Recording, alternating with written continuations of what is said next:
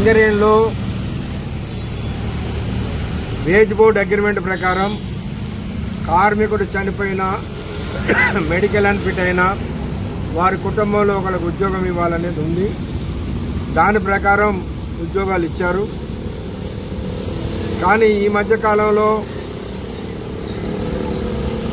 సింగరేణి యాజమాన్యం ముఖ్యమంత్రితో ఇప్పియాలు, మంత్రులతో ఇప్పియాలని పెండింగ్ పెడుతూ కొంత ఆలస్యం చేశారు. గత సిఎండి మంత్రులతో ఇప్పియాలని దాదాపు మెడికల్ ఫిట్ అయినటువంటి వాళ్ళని 10 నెలలుగా ఉద్యోగాలు ఇవ్వకుండా ఆపుకుంటూ వచ్చారు.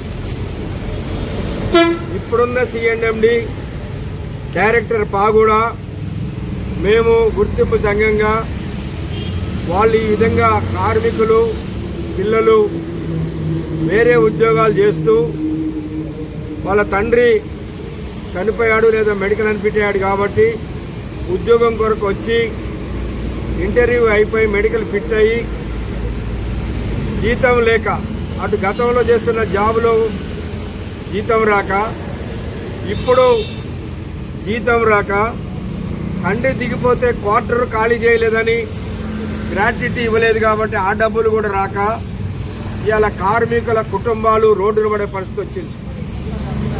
సిఎండి గారు డైరెక్టర్ పా గారు కూడా 2 సార్లు మీటింగులలో మేము ఇస్తాము అని చెప్పారు.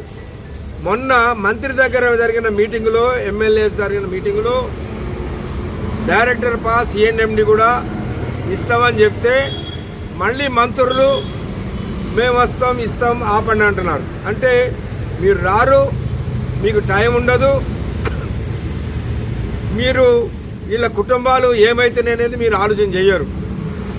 కాబట్టి ఇవాళ సింగరేణి వ్యాప్తంగా ఈ కార్మికుల పరిస్థితి అగమ్య గోచరంగా ఉంది. కాబట్టి రేపు 3వ తారీఖు నాడు సింగరేణి వ్యాప్తంగా గుర్తింపు సంఘం ఆధ్వర్యంలో ఈ మెడికల్ ఫిట్ అయినటువంటి కార్మికుల పిల్లలు దిగిపోయిన కార్మికులతోటి పెద్ద ఎత్తున జనరల్ మేనేజర్ ఆఫీస్ దగ్గర ధర్నా చేసి మెమోరాండం ఇస్తాం.